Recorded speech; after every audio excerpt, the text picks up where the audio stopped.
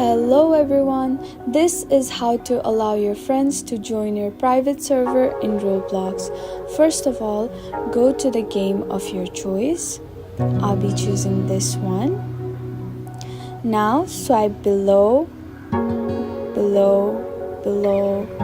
then you'll see the servers option. Click there.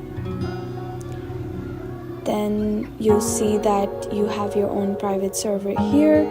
You can make your own private server for free.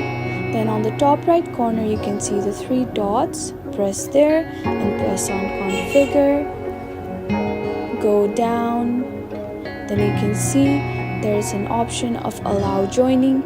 You can also disable this option if you don't want others to join you, but enabling it makes others to join you. You can also choose on the friends allowed option where your friends can join you. This is how your friends can join your private server in Roblox and you can play together. There's maximum of 4 people allowed to play in the server. So try it and have fun.